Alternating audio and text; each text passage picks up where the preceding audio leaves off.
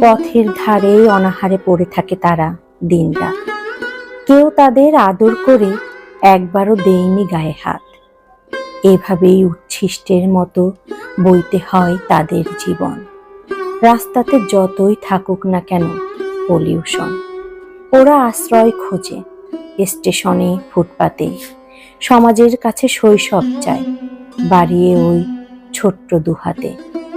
ঘুরে ঘুরে রাজপথ এপার ওপার তোলপাল হাকার, একটু খাবারের খোঁজে। ছোট্ট কিশোরী, বাবা মা নেই যার, সে আর কি বোঝে?